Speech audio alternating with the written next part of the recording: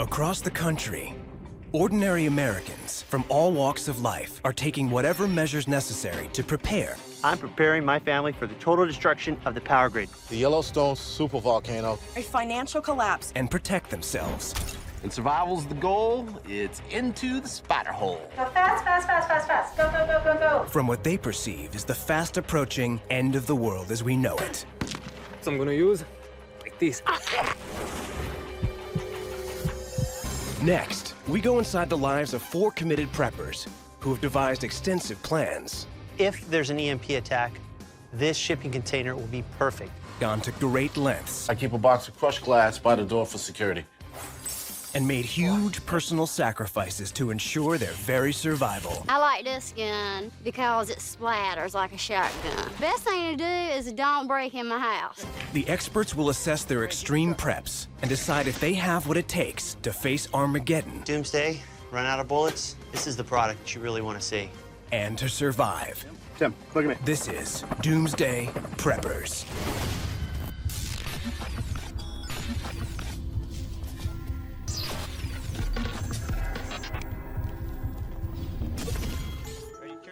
Tim Ralston lives a normal suburban life outside of Phoenix, Arizona, with his wife and 3 kids. But his 2-car garage doesn't house the family's SUV. Instead, it is a staging area for the apocalypse. Let's go, boys. It's a passion. Work together. Come on. Good job. Good job. We've probably spent anywhere from $20,000 to $30,000 on all the prepping supplies that we have. We got to get this stuff loaded up. Anybody that doesn't take their own self-preservation to heart is doomed for failure. I refuse to be a victim. My major concern is an electromagnetic pulse, or EMP. An EMP attack can happen without us even knowing or feeling it. An EMP is a surge of electrical energy that has the power to wipe out every electrical appliance in its path. If a nuclear bomb was detonated high in the atmosphere over the central United States, it would likely cause a nationwide EMP. Russia, China, North Korea, they all have the technology for an EMP. Our society is based on electricity, and if an EMP goes off, we have no more electricity. You're just going to turn stuff on and it's not going to work. Basically, we're going to be put back into the Stone Age. Kids, go help your mom. And Tim is not leaving his family's survival to chance. In the beginning, my wife really wasn't on the same page as I was. Pass around. I've actually been a closet prepper for quite some time. It's been one of those, take grocery money, keep a couple dollars back. She's like, why is the bill so high? But in reality, the more information I started to give to her, then it opened her eyes to the other potential threats that are out there. But what started as a secret hobby has become Tim's life obsession. I do consider myself a prepper entrepreneur. James, have you seen this done before? Tim and his business partners, James and Nick, have made a career from inventing survival tools that they believe will give them an edge in the apocalypse. When we invent the product, we're thinking honestly of ourselves and our families, of what we need to do if there's going to be an EMP attack. Cool. Today, one of their latest inventions has arrived back from the manufacturer. Nice. Gentlemen, Croval meeting. It's called the Croval. I came up with the idea for the Croval when I was repacking all my bags. It's taking 13 different tools that weigh about 45 pounds into one tool, and it only weighs 5 pounds. Here's our new version that we got to test out today. So it's a different paint. It's much tougher. And we also have the new Z-Spike, which is crazy. Feel that bad boy. Lethal. It's like a warhead. Tim has designed the Croval to handle any apocalyptic situation, from shelter building to home defense. It's an axe, a machete, a hammer, a nail puller, a chipper. It's a breaching tool. It's a chair, and it can even open up your beer. Thanks, sir. Feel good, cheers. Cheers. Croval. But there is one function of the Croval that Tim, James, and Nick have not yet tried out. They want to see if it can go beyond a multifunction tool and become a weapon. After an EMP, when you run out of bullets, you're going to want to have something that intimidates somebody else and could potentially take down a foe. So tonight, they are testing it on a dead pig. No. Weird. Ah, that's weird. Look, the eyes are looking at me. Pigs are physiologically very similar to humans, and pigs' organs are used during surgical learning exercises at U.S. hospitals. Slicing a pig is really simulating if somebody were standing in front of you. Okay, he's on. After an EMP, a law-abiding citizen would actually rob you for your food. They would kill you and potentially look at eating you as food. Stand back. I don't want to hit anybody. All right. It's really just showing the power of a Crowell and how you could utilize it as a self-defense weapon.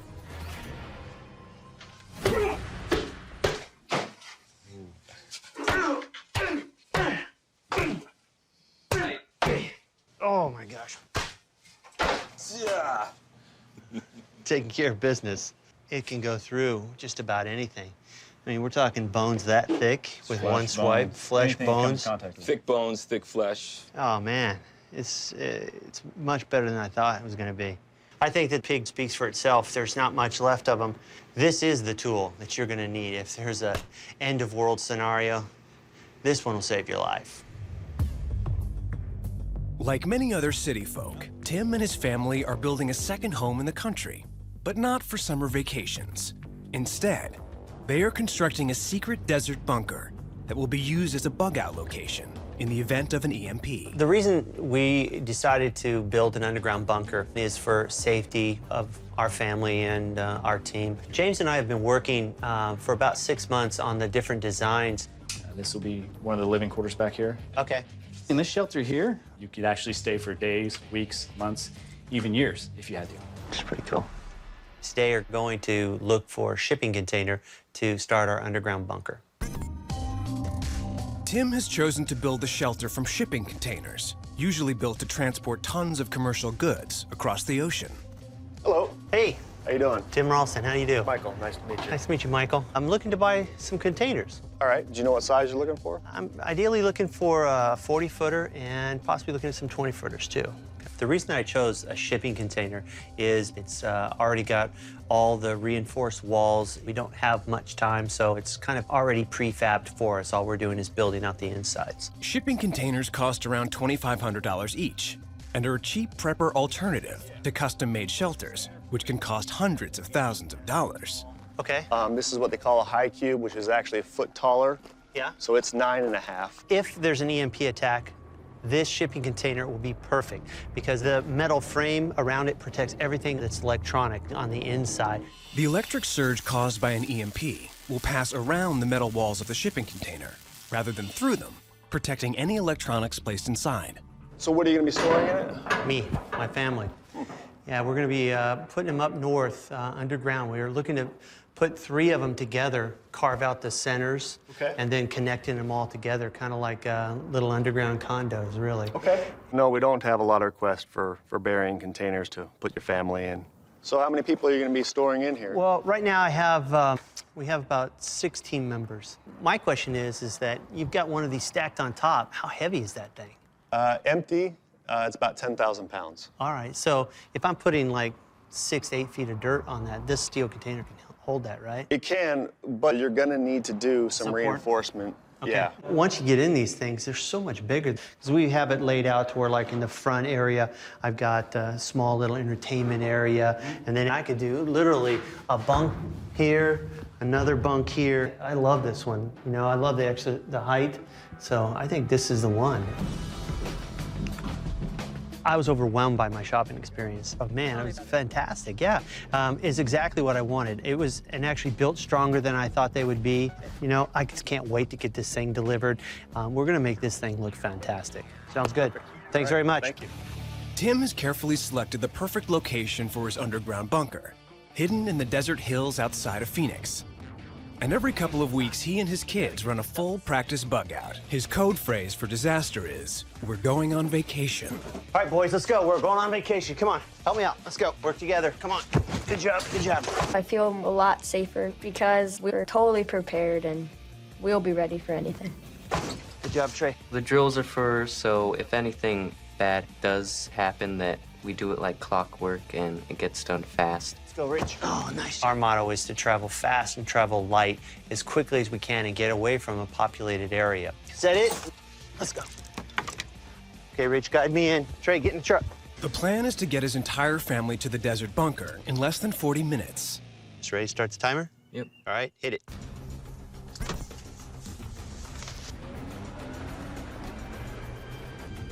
Ridge, you know timing is everything when it comes to this bug out evacuations. How are we doing on time? We're about 20 minutes into it. All right, Ridge, we are officially here. Stop the clock. What do we got? We got 34:49. Fantastic. We made our best. That's our best time.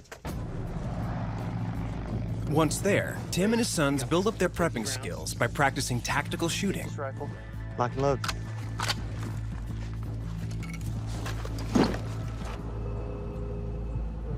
We train as often as we can out in the desert. There's no restrictions like you would have in a gun club, so we're able to do more real-life situation shooting. All right, so what we're gonna do, balloons are gonna represent a good guy and a bad guy. All right, the bad guy is the red guy. Nice shot. Go, go, go, get him, get him, get him. Again, nice shot. So it teaches them to fire under pressure and to fire accurately. Just out growing into the gun. That guy I'd have behind me any day. My dad is out there, and he's kind of different. He trains a lot and is always telling us to be prepared and just hope for the best and prepare for the worst. I think every American household should have a gun. Never have enough guns, never enough ammo. As a prepper, Tim knows that at any moment, the unexpected can happen. What happened? Whew. What happened? Damn thing just misfired on it. Get a truck up and ready. He's got to go to the hospital. Yeah, okay. Tim? Tim? Tim, look at me.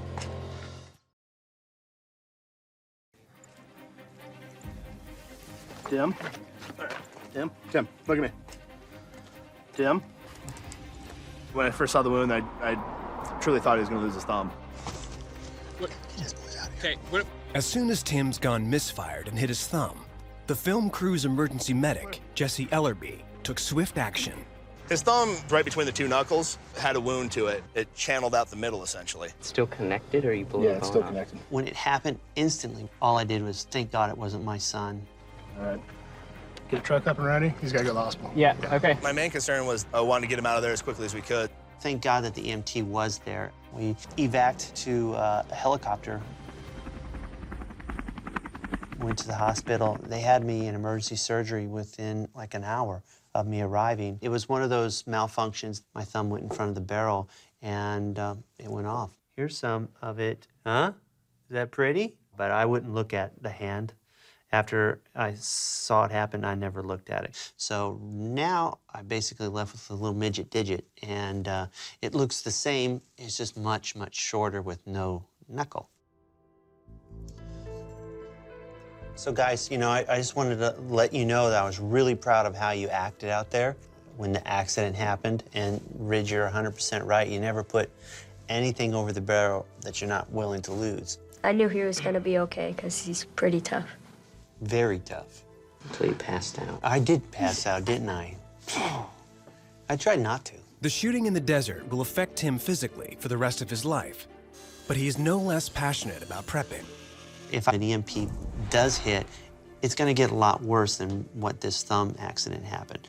As a prepper, the most important tool is your mind. If you have a survivor's mindset, things like this, you can persevere, you can push through. When it comes to my guns and training, nothing has changed. I actually be some new guns that I'll be adding to it. It's still an essential part of our survival plan.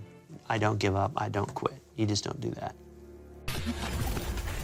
The experts, practical preppers, conclude that you have thought out your bug-out strategy in great detail.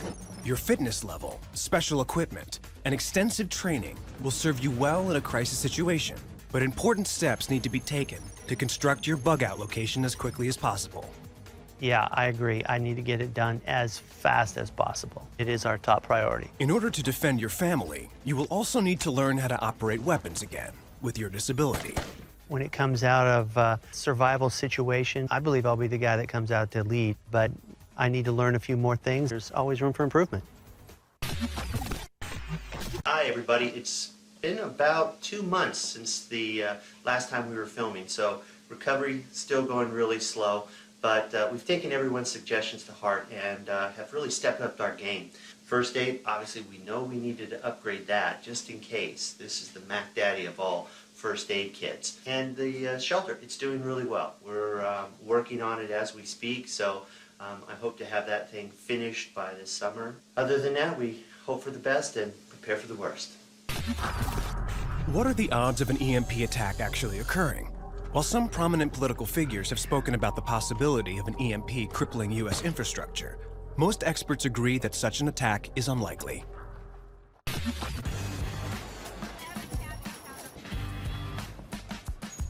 Jason Charles is a husband, father, and New York City firefighter.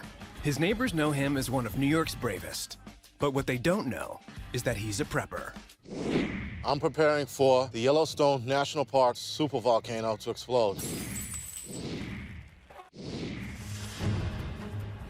A normal day in the life for me is basically work, taking care of the kids, and prepping. I can be obsessive about prepping at times. Before I met my husband, I never even thought about preparing, but we speak every day about end-of-the-world situations. When you're prepping, you just don't stop. You keep going. You prepare for disasters like they're going to happen. In fact, they will happen. Over the last 2.1 million years, the Yellowstone supervolcano has erupted 3 times, approximately every 700,000 years. 640,000 years ago, the last eruption at Yellowstone blasted huge volumes of volcanic material into the atmosphere. Ash fell as far away as Iowa and Louisiana, and some, like Jason, believe the next explosion is looming. When it goes off, it'll create mass destruction across the United States. Probably within a week, the ash will have made its way around the planet, killing plant life, killing animal life, and killing human life. No food, no water would throw people into a panic. In New York City, there are 27,000 people per square mile, making it the most densely populated city in America. And Jason believes that more people equal more danger. My main concern with prepping in a city is security. It's just the massive amount of people that live in New York would create a lot of pandemonium and a lot of problems. Once people find out a disaster is going on, they're going to start looking for other means to gain food and water. Therefore, they'll start raiding a lot of apartments, potentially killing you in the process. There are over 250 million privately owned guns in the U.S., and firearms are a prepping staple.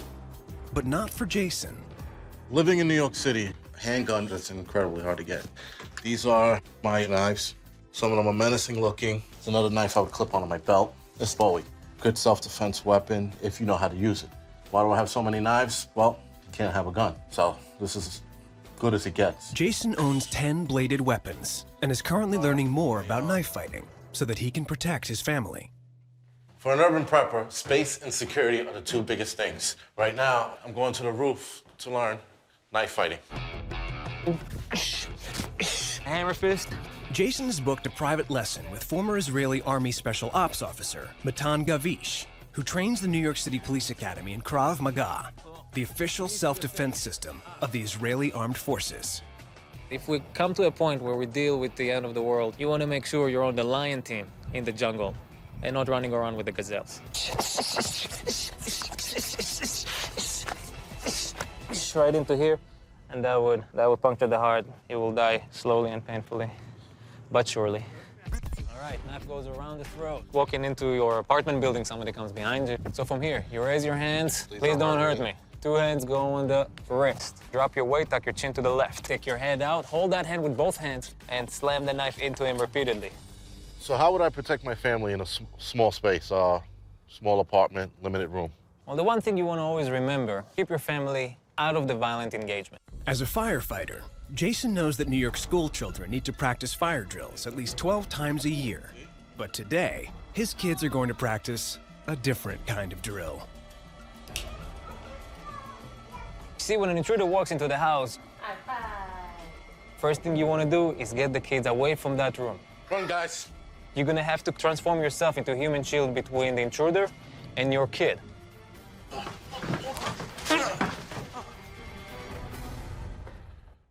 It's good that he does practice when there is civil unrest. We're gonna go high and above to protect ourselves, just like anybody else would. Professional knife fighting skills will help Jason to defend his loved ones, but no knife can fight the ash cloud he believes will be on its way to New York.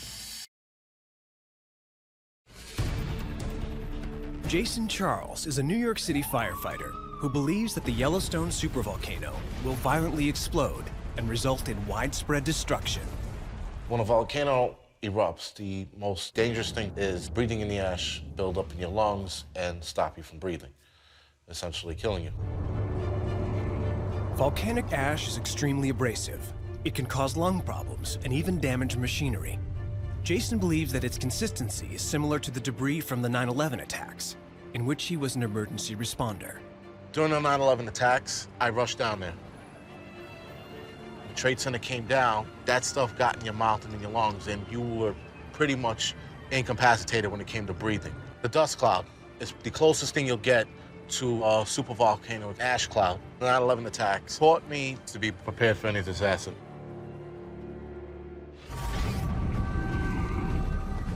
If a devastating eruption rocked Yellowstone again, scientists believe thick ash deposits would extend mainly eastward, threatening life for about 500 miles in that direction. Ash would reach New York within a couple of days.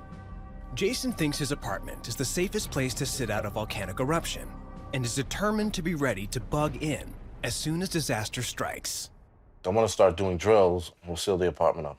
Okay, so do you want to do a bugging in, like 15 minutes? Yeah, why not? Bugging in, staying in home, and waiting out whatever the catastrophe is.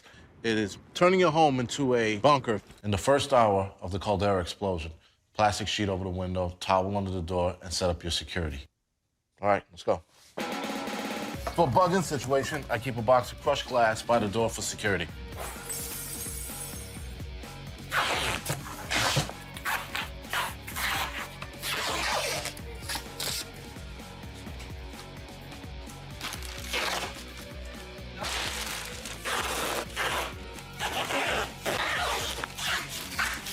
Go in the kitchen, fill up pots and pans with water. I'll fill up the water bottle. Volcanic ash can cause water supply systems to clog and become contaminated. Jason is worried that an eruption could restrict his access to clean water. As far as water goes, living in New York City, I don't have an underground well, I don't have a creek nearby. I have a river that's gonna be polluted. But my only water source is gonna be me putting away as much as I possibly can. Today, Jason will collect over 100 gallons of water using a water bomb, an emergency device typically used by preppers in hurricane regions. We are sealed in. Right. Water bulb is filled. Check. Pans are filled. Check. And we have security. Check. And in, what's the time? In under 15 minutes. Got it done great. in 14. That's awesome. Yes, it is. Yay. The biggest limitation while prepping in a city is space.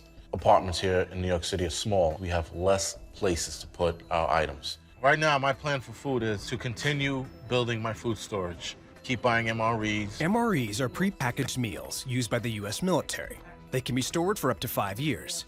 Their shelf life and compact size make them a prepping mainstay. 5 sloppy joes. Yep. With this and the other one under the bed and 3 boxes of MREs in the closet, we have about 4 months. You think the kids would eat any of this stuff? A lot of shot and hell. Oh, maybe meatloaf.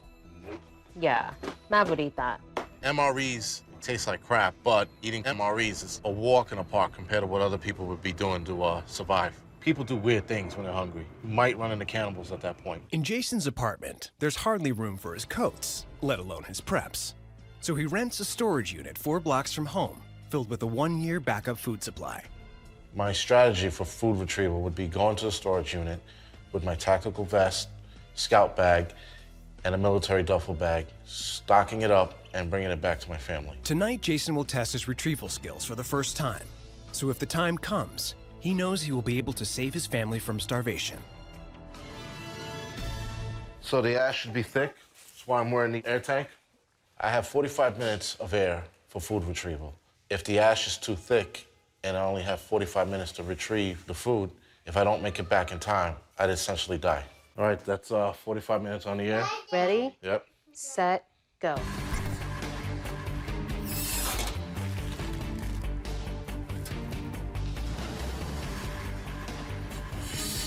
It's 15 minutes in. Where are you? Copy that. I'm at the halfway point.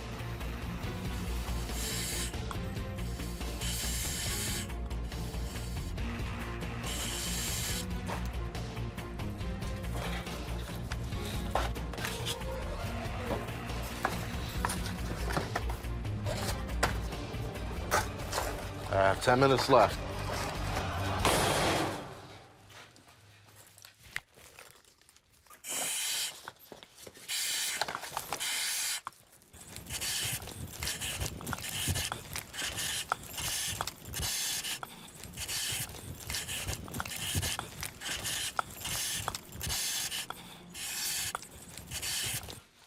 Jason successfully completes his food retrieval in less than 45 minutes. My advice for everybody who's unprepared to start preparing for any disaster that might happen. You never know when you're gonna need that food supply, that water supply, and I'll do what I have to do to protect my family. Jason, the experts at Practical Preppers determined that your newly acquired knife fighting skills and bug-in strategy could help protect your family from the social unrest that would occur if the supervolcano explodes. However, even with the preparations you have, staying in a small urban apartment may not be sustainable. We recommend having multiple secure locations as a backup plan. The wife and I have already started looking at other locations for security purposes. Also, it is in your best interest to include others in your plan, because you may not be able to go about it alone. I also agree with that. I am in the process of meeting more preppers in New York City. What are the odds of a supervolcano explosion actually occurring? The U.S. Geological Service notes that scientists aren't convinced it will ever happen again.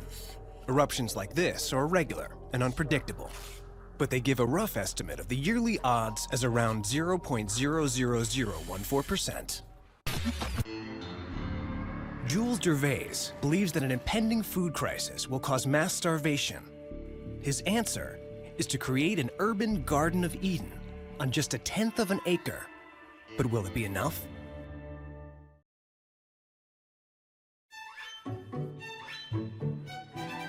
Jules Gervais lives the sun-kissed Californian life. He loves to garden and shares his home with his 3 grown children. But he is also a prepper. We're prepping for a catastrophic collapse of the modern food system. Oh, man. In years to come, I didn't want my family to turn around and say, Dad, why didn't you do something? I had to take action. So we prepare. We don't wait for something to get worse. A lot of farmers here in America are going to genetically modified crops, and we feel that's a disaster waiting to happen. Genetically modified, or GM crops, are created by altering the DNA of natural seeds to increase crop yields, resist pests, and reduce crop failure. More than 2 billion acres of GM crops have been planted worldwide since 1996. The threat is they have superbugs coming on that they're worried about. The pest adapts. Jules believes that pests supposedly weakened by GM crops are instead starting to adapt and fight back. They are actually becoming stronger. There's a corn rootworm. That worm is even stronger. A recent study from the Iowa State University shows that some corn rootworms are developing resistance to GM corn, a crop that has been planted on millions of acres in American farmland. If this corn crop were to fail, the U.S. could lose hundreds of thousands of tons of food. When you have a shortage, you're going to have riots. People are just going to demand food. It's a gamble, and I'm not willing to take the gamble. 10 years ago, Jules decided to opt out of the weekly supermarket shop and grow as much of his own food as possible. I call it having my own Alamo here, where I said I wasn't going to take this any longer. I'm going to grow my own food no matter what, and to be more prepared for the future. The food they grow now makes up to 90% of their diet during summer months. You know, it's a regular 360-day-a-year job. We're gardening all the time. We grow 188 pounds of beans, 38 pounds of carrots, 241 pounds of cucumbers, 109 pounds of onions, 115 pounds of peas, 500 pounds of salad mix, 113 pounds of peppers, 958 pounds of tomatoes. My son Justin grows so many tomato plants that I ask him to stop. But this bountiful harvest isn't from acres of rural pasture. It's from their suburban backyard, right next to a major highway. We have an 11-lane interstate 100 feet from our backyard. This is my yard in Pasadena, California, and it's not your typical yard, it's a jungle. But it's a good jungle because it's full of food. To make the most of their small lot, the Dervays follow a simple urban rule. If you don't have enough space to expand out, you can instead build up. There's food up there, not just on the field, on the ground, but there's food on the fence line, there's food above you, there's food on the side of me, there's food everywhere. Each night, they sit to eat the fruits of their labors.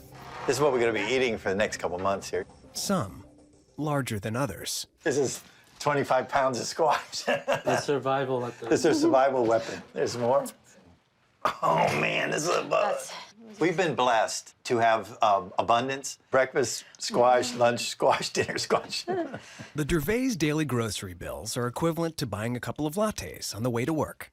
We can get by on $2 a person per day to feed the family of 4 here. Jules is determined to be independent from more than just the local supermarket.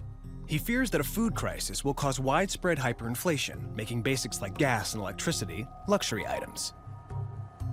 And his best insurance policy against living without is to live without. My prepping is less resources, less electricity, less fuel. The average American family spends over $3,000 a year on gas, but not Jules. If he wants to fuel up, he doesn't go to the gas station. He just heads to the local fast food joint. Over there, bridge here to a caterer. We bring edible flowers and some fruit and other vegetables too, and they fry their food there, so we get the waste vegetable oil. We got your order here. Sweet. How much you got? Just 2. Yeah, but they're nice and dirty. They're gonna use it for something, gets out of our hair, doesn't cost me anything, so I'm all for that. Back at the house, the dirty fried oil begins its transformation into a fuel that can run the family's aging Mercedes for less than $1 a day. Hey, this is our biodiesel processor. What we do is we pump in the vegetable oil into this electric water heater, heat it up to 130 degrees, and add methanol and lye to separate glycerin out of the vegetable oil. We pump it into a 55-gallon drum and we wash it. It takes us about 30 hours from start to finish. So we turn this waste vegetable oil here into some clean biodiesel. If we were to buy our supply of fuel, it cost us about $5 a gallon, but to make it, that cost us about $1 a gallon. By using biodiesel, the Dervays save up to 80% on regular gas prices, over $1,000 a year. Biodiesel is so safe you can even drink it. The Dervays' backyard is also home to 8 ducks, 2 goats, a cat, and a host of chickens.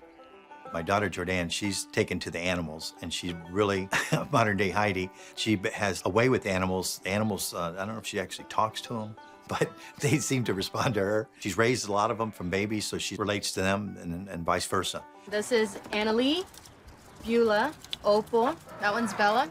Lulabelle, Stella, Dora. This is Blackberry.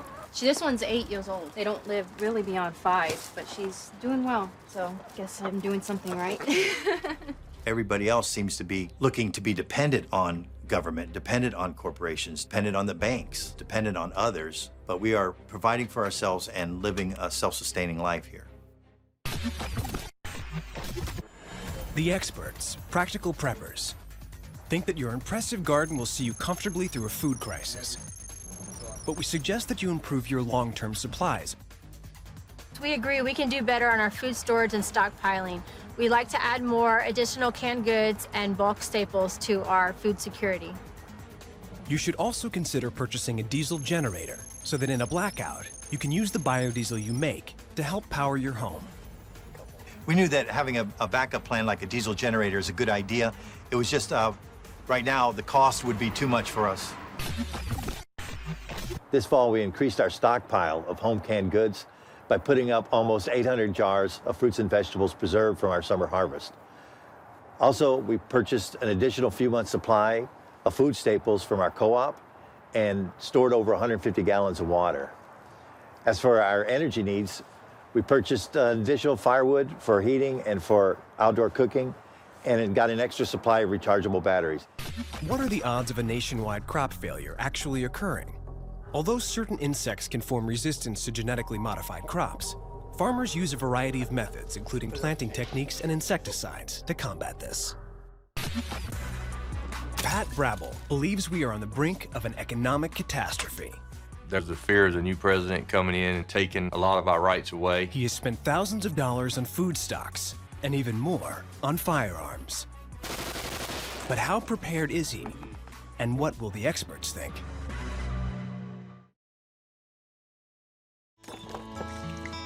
Yeah, I didn't think it would burn that long. Pat Brabble lives in a small town and runs a family business. He's a church-going Southern gentleman Lord God, you have made a way for many people to be blessed. who loves his wife, Lynette, and North Carolina's country living. He also loves prepping. I'm preparing for the downfall of society through hyperinflation. I've been prepping now for about 2 years. My life is different since I've started prepping. It's always in the back of your mind. We just started buying a few items here and an extra few items there. And the last 2 years, I've been on it pretty aggressively, probably would spend $700, $800 a month easily. And I'm always thinking now, what do I need to put up? In this country, prices are definitely going up. That's inflation. If it continues to get worse and the salaries don't rise with it, then it will be a collapse. People's going to panic when the economic collapse does happen. You couldn't get any money out of the banks. People couldn't get gas at the local gas station, and if they can't pump fuel, they can't get groceries into town. People will do whatever they have to do to feed their family. I think it would be pretty bad pretty quick. I believe it's very possible that this could happen very soon. And in the 2 years that we have been prepping, I have spent approximately $10,000 on food and supplies we are preparing for us, our friends, our family. Honey, can you go to the barn and get me a jar of peanut butter? Pat follows the prepper's rule of operational security. He keeps his preps in a secret location on his property. Only family members and close friends know its whereabouts. The 20 by 20 room holds their entire stockpile, including 200 gallons of water, 30 jars of peanut butter, and 200 pounds of sugar. Between 400 and 500 pounds of sugar is my ultimate goal. Need to get a little bit more sugar, you reckon? Yes, All right. we do need sugar. We'll make some candy this afternoon. Wow, $17. Going up big time in the last couple of months. Pat, how y'all I'm doing good. How you doing? All right. Good. What's the deal with aluminum foil going up? All metal products are going up. Is that right? Yeah. Like he got a whole lot of sugar here. We might make some candy, some peanut butter fudge. Did you see on TV about the peanut butter? Oh, yeah. Going up 40%? Peanut butter 40% by January 1st. That's crazy. When the crap hits the fan, I think people that have prepared are going to survive. 231.06. 231.06. Right. Pat and Lynette spend $400 every month on food for their supply room, and today they will spend nearly as much on an additional prepping staple. I think alcohol is a good commodity to have because it can be used for trading, bartering. If there was a total economic collapse here in the United States, it does not have a shelf life. Many preppers plan to use alcohol as a post-apocalyptic bartering item because of its multi-purpose qualities. It can be used to disinfect wounds and is an alternative to fuel. And of course, there's also its age-old customary use. Some folks may even want to get it to have a big party. There'll be a lot of folks that don't care. Just let's have a big party and let's just end it all. Got 10 bottles there for $222.03. You guys gonna drink all this? We actually don't drink. We're gonna use this for bartering and trading. Okay, all right. We have all this booze and me and my wife do not drink. A lot of folks think that is funny, but regardless if I drink or not, it's part of prepping.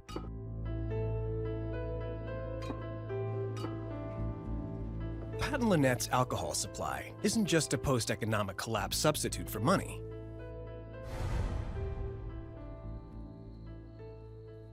We can also use it for making a small bomb if need be. Molotov cocktail is great if you need to deter some people from coming to your supplies. It will definitely back some people up. Tonight, Pat and his brother will test what could be their first line of defense if disaster strikes. Is my life insurance paid up? Anything above 120 proof will make a great weapon. Seem to work on TV, so. Works in real life, too. Wow. That is very effective. We need some marshmallows and some hot dogs. Why are you always wasting my alcohol? Getting costly. Worst case scenario, that would be a very effective weapon. There it is, don't miss. Getting on that there. But Pat has more than one way to defend his stockpile. In fact, he has over 60. Pat Brabble is prepping for extreme hyperinflation, which he believes will result in a breakdown of society. But what would happen if his home and all of his preparations came under assault? There is 60 or 70 weapons that are in my safes. As an American, I believe 100% in the Constitution. You should be able to protect your family with your handguns, your shotguns, your rifles, or whatever you may have. This first gun is an AR-15 223. Camp 45, the whole barrel is silenced. Bolt-action rifle, 30-06. That's just a little 22 rifle. It's a little old 38. I use it for shooting snakes. I don't like snakes. Smith & Wesson Airlight FHN57 flare gun. That'll be in my bug-out bag if I ever need it. This safe is shotguns and rifles. 30-06 is 7mm, 12-gauge slugs. It's a 9mm with an ankle holster. It's made of sheepskin, so it's very comfortable. Just put it on, strap it on. Nobody will never know you have it. Wear it to the mall, you can wear it uptown, you can wear it to Walmart. I keep at least one gun in my truck. I usually carry at least one gun on me. It's 380 that he usually keeps in his back pocket, and this is a 22. Nice and hidden. One right over here. There's actually a gun mounted to the side of my recliner. There's a gun in my closet, shotgun. We keep this in a nightstand by our bed. My wife has a gun in her pocketbook. My wife keeps a gun in her car. And there's probably other guns hanging here too. Me and my wife, we are both born-again Christians. I believe there is a life after this life. But in this life, we need to prepare. Religion will be important in tough times. You know, always keep your faith. Thank you, Pat Lynette, for what you've done with this room. We'd really like to just say a blessing over what you've done here and give God thanks for all the provision that He's made for you. Lord, you have made a way for many people to be blessed. We come to you tonight just thankful, humbled, Lord God, at your provisions, and we thank you for that, God. Should hard times come, we know that we have a place we can run to. Always keep your faith. You know, the Bible talks about trials and things that you'll go through. And economic collapse could definitely be one of those trials that we have to try. Pat and Lynette, the experts, practical preppers, determine you've established an abundance of materials for trade, which would be useful in the event of an economic collapse. Also, you have enough provisions to sustain your family for several months in a disaster. However, your water supply is limited. 200 gallons of water is not a long-term solution. You need to find an alternative water source, such as a pond or stream, and a way to purify the water you collect. We work on the water supply probably monthly, what we actually have physically on hand. We buy bottled water, we buy water by the 5-gallon jugs. Additionally, your stockpile will only last for a limited period of time. You need an alternative plan, such as gardening. We haven't really been very much on gardening. I grew up on a farm raising chickens and stuff like that. We could definitely do that. Since y'all were here, I have been buying more water. Since the farming part, I have talked to a friend of mine, and me and him are in process of working together on that. I'm still working on my ammo. I have plenty of guns. If I get an opportunity to buy a gun, I will. We've had a ball prepping, and we'll continue to do it for years to come. What are the odds of catastrophic hyperinflation occurring? While the Fed considers sustained rises in commodity prices a threat in the coming years, they project only modest inflation rates of about 2% over the next several years.